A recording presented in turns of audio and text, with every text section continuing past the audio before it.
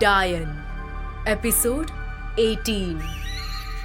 अभिमन्यु चकिया और उसके आसपास की सभी साड़ी वाली दुकानों पे पता करने के लिए निकला था कि जिन एक जैसी दिखने वाली लाल साड़ियों से डायन लाशों को लपेट रही है, वो लाल साड़ियां कहां से खरीदी गई है।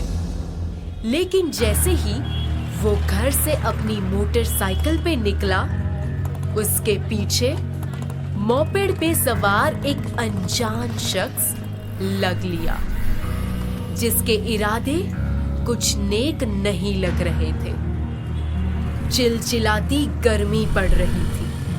बाइक पर सवार अभिमन्यु को लग रहा था जैसे उसकी बाइक की चमड़े की सीट गर्मी से पिघली जा रही है।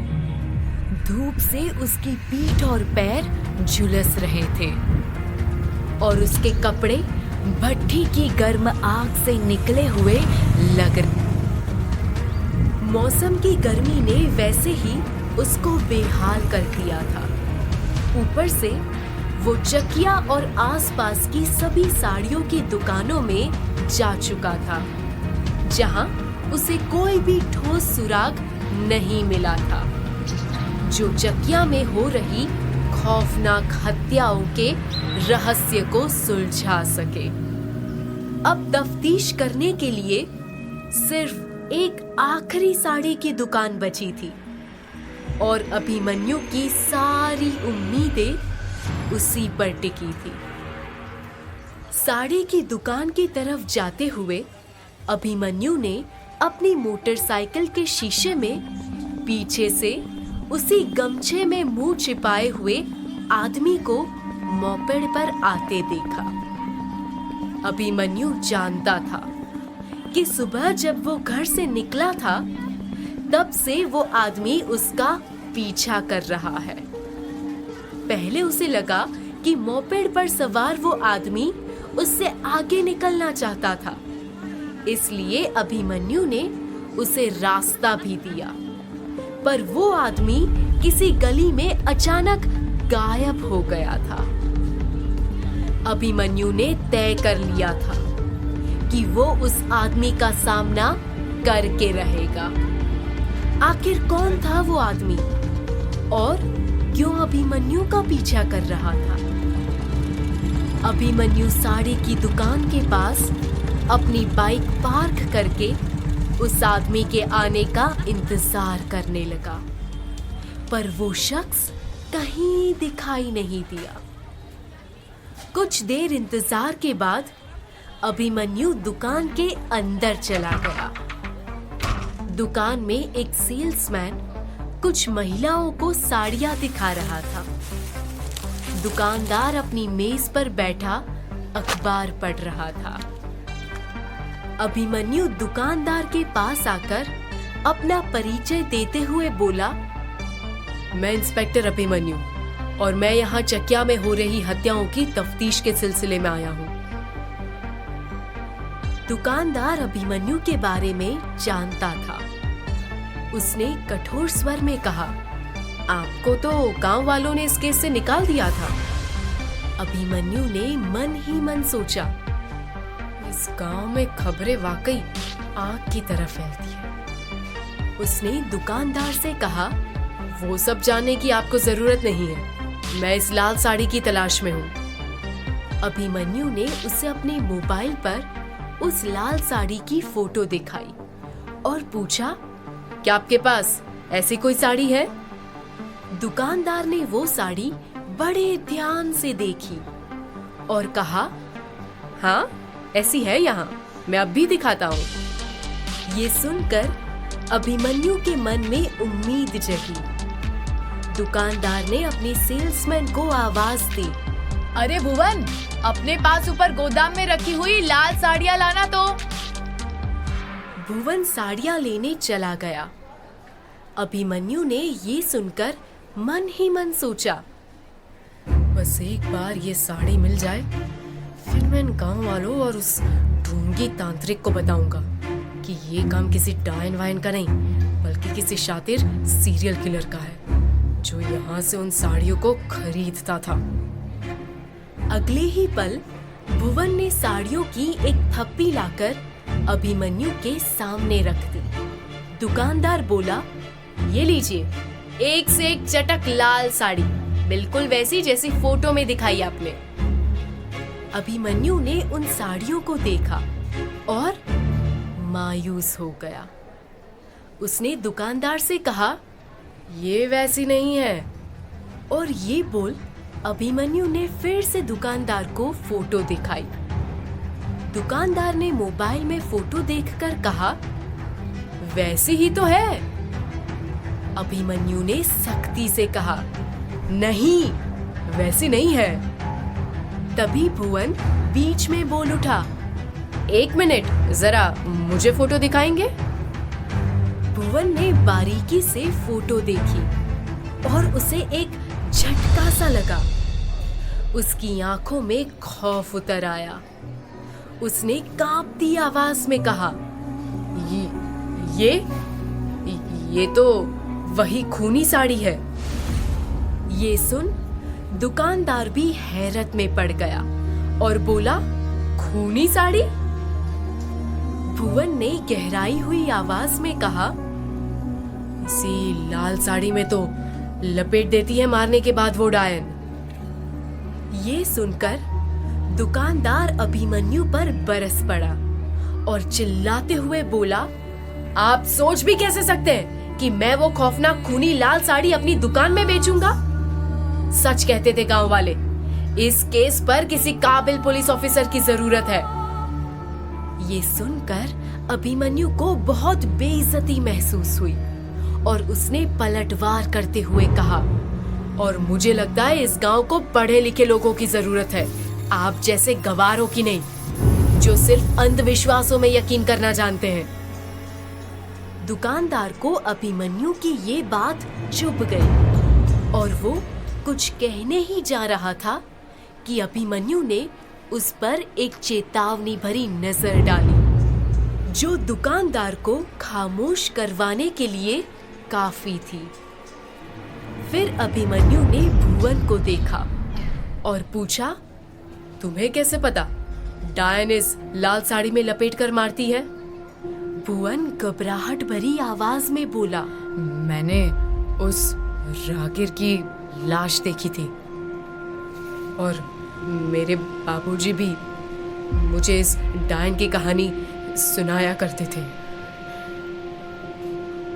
ये सुनकर अभिमन्यु के कान खड़े हो गए। अभिमन्यु ने तपाक से पूछा, क्या है उस डायन की कहानी? भुवन थोड़ा धीमे स्वर में बोला, यही कि डायन लोगों को रात 9 बजे के बाद मारती है और लाल साड़ी में उनकी लाश को लपेटती है। अभिमन्यु चिढ़कर बोला, ये तो सबको पता है, असली कहानी क्या है? भुवन बोला, बाबूजी ने मुझे बचपन में सुनाई थी, अब इतने सालों बाद मुझे ठीक से याद नहीं। दुकानदार को भी इस कहानी के बारे में कुछ जानकारी नहीं थी। उसे बस इतना पता था कि चकिया गांव पर डायन का ही बुरा साया पिछले 25 सालों से मंडरा रहा था। अभिमन्यु भुवन के बाबूजी से मिलना चाहता था, लेकिन भुवन ने उसे बताया कि अब बहुत देर हो चुकी है। अभिमन्यु को कुछ समझ नहीं आया और उसने पूछा, देर क्यों हो गई? भुवन ने कहा, बाबूजी 5 साल पहले ही स्वर्ग सिधार चुके हैं। उसी वक्त 2 औरतें दुकानदार के पास आई और एक साड़ी दिखाकर बोली, ये वाली साड़ी पैक कर दो भैया। भुवन साड़ी का बिल बनाने चला गया। सारी बातें सुन अभिमन्यु थोड़ा मायूस हो गया और एकटक अपने मोबाइल में उस साड़ी की तस्वीर को देखने लगा। एक महिला जो अभिमन्यु के मोबाइल में ताक झांक कर रही थी, उसने देखा कि अभिमन्यु अपने मोबाइल पर लाल साड़ी की फोटो देख रहा है। वो चिल्लाकर बोली, अरे सुशीला सुन, ये तो वही राजकुमारी साड़ी है जिसके बारे में मैं तुझे बता रही थी। ये सुन अभिमन्यु चौंक गया और उसने तुरंत उस महिला से पूछा, आप ये साड़ी पहचानती है? महिला ने कहा, अरे हाँ, 3 साल से आनी बंद हो गई है ये साड़ी। बहुत खास तरह की साड़ी है ये, है ना सुशीला? दूसरी महिला सुशीला अपनी खरीदी हुई साड़ी का बिल चुकाकर अपनी दोस्त के पास आई और मोबाइल पर लाल साड़ी की फोटो देखते हुए बोली, अरे हाँ, ये तो वही राजकुमारी साड़ी है। अभिमन्यु ने उम्मीद भरी आवाज में कहा, क्या आप मुझे राजकुमारी साड़ी के बारे में बता सकती हैं? इसे इस नाम से क्यों बुलाते हैं और मुझे बिल्कुल ऐसी साड़ी कहाँ मिलेगी? सुशीला ने कहा, आपको अब ऐसी साड़ी सिर्फ एक जगह ही मिल सकती है और वो जगह यहाँ से 3 घंटे दूर है, मुजफ्फरपुर। अभिमन्यु के दिमाग में बहुत सारे सवाल चल रहे थे, पर उन महिलाओं के पास उनके जवाब नहीं थे। उसे सिर्फ इतना पता चला कि ये एक खास तरह की हाथ से बुनी साड़ी है और अब सिर्फ मुजफ्फरपुर में ही मिलेगी, क्योंकि ये सिर्फ वहीं पे बनाई जाती थी। अभिमन्यु ने तय कर लिया कि उसका अगला पड़ाव मुजफ्फरपुर होगा। उसने घड़ी देखी, शाम के 4 बजे थे। उसे एहसास हुआ कि मुजफ्फरपुर जाने में 2 से 3 घंटे लग जाएंगे और जब तक वो मुजफ्फरपुर पहुंचेगा काफी देर हो चुकी होगी। उसने तय किया कि वो अगली सुबह वहां जाएगा और पूछताछ करेगा। वो साड़ी की दुकान से निकलकर उस तरफ चलने लगा जहां उसने अपनी मोटरसाइकिल पार्क की थी। उसने नजर दौड़ाकर उस शख्स को ढूंढने की कोशिश की जो सुबह से उसका पीछा कर रहा था, पर वो कहीं दिखाई नहीं दिया। अभिमन्यु अपनी मोटरसाइकिल पर बैठकर वहां से निकल गया। अभिमन्यु के जाते ही गमछे से मुंह लपेटे एक आदमी उस साड़ी की दुकान पर आया जहां से होकर अभिमन्यु गया था। उस आदमी ने अपना चेहरा दुकानदार को दिखाया तो उसे वो फौरन पहचान गया। ये वही आदमी था जिसे अभिमन्यु ने रात को बरगद के पेड़ के पास और गांव की सभा में देखा था। दुकानदार ने ड्रॉअर से एक नोट की गड्डी निकाली और उस आदमी को दे दी। ऐसा लग रहा था कि गमछे वाला आदमी अक्सर यहाँ आकर कुछ वसूली करता है। उसने इस बार पैसे लेने से मना कर दिया और दुकानदार से पता लगाया कि अभिमन्यु यहाँ क्या पूछताछ करने आया था।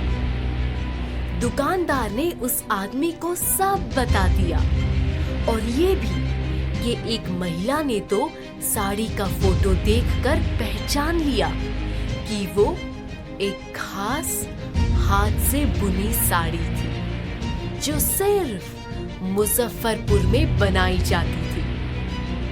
आदमी ये जानकारी लेकर वहां से निकल गया। शाम के 7:30 बजे अभिमन्यु घर वापस आया तो दीनदयाल ने फौरन उससे पूछा, कोई सुराग हाथ लगा सर जी? अभिमन्यु ने निराश होते हुए कहा, हाथ लगते लगते रह गया। दीनदयाल को कुछ समझ नहीं आ रहा था। अभिमन्यु ने उसे सब कुछ विस्तार में बताया और उस गमछे वाले आदमी के बारे में भी बताया और ये भी कहा कि वो उस आदमी का चेहरा नहीं देख पाया, लेकिन वो जानता है कि इस आदमी को किसने पीछे भेजा होगा।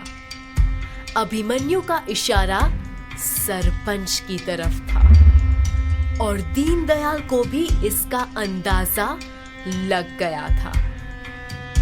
अभिमन्यु और दीनदयाल दोनों को पता था कि अब से उन्हें इस तफ्तीश में सतर्क रहना पड़ेगा। वो ऐसा कुछ भी नहीं कर सकते थे जिससे सरपंच और ये गांव वाले भड़क जाएं, क्योंकि वो खतरनाक हो सकता है। अभिमन्यु ने अब दीनदयाल को उस राजकुमारी साड़ी के बारे में बताया कि वो एक खास तरह की साड़ी है जो सिर्फ मुजफ्फरपुर में बनाई जाती थी और अगले दिन वो वहां जाकर पता लगाने वाला था। ये सुनकर दीनदयाल ने कहा, इसका मतलब कातिल हर बार मुजफ्फरपुर जाकर साड़ी लाता होगा। ये सुनकर अचानक अभिमन्यु के दिमाग में एक बात आई और उसने दीनदयाल से कहा, नहीं, उसने जरूर अपने पास वैसी साड़ियों का ढेर जमा कर रखा होगा।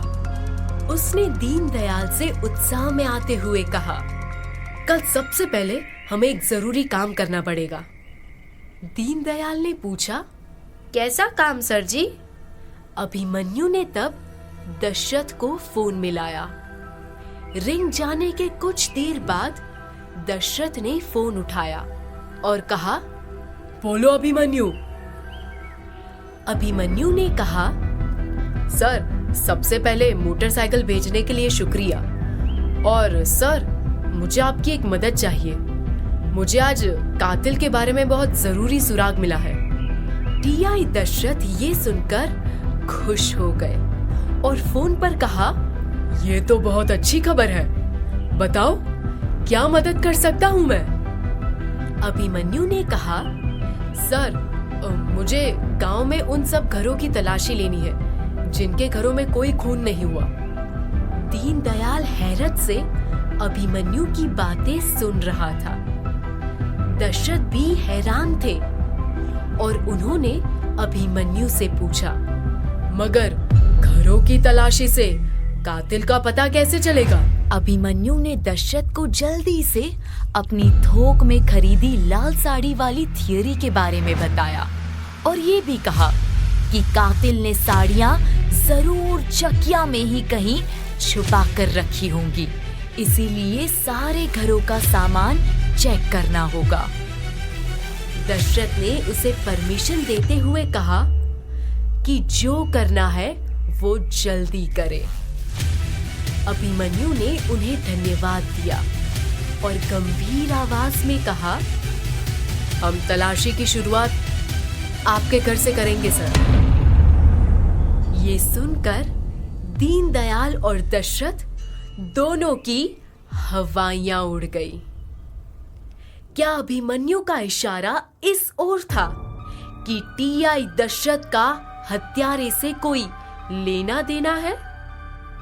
अब कौन सा नया सुराग अभिमन्यु के हाथ लगने वाला है? क्या अभिमन्यु को घरों की तलाशी के लिए गांव वालों और सरपंच का समर्थन मिलेगा? जानने के लिए सुनिए अगला एपिसोड।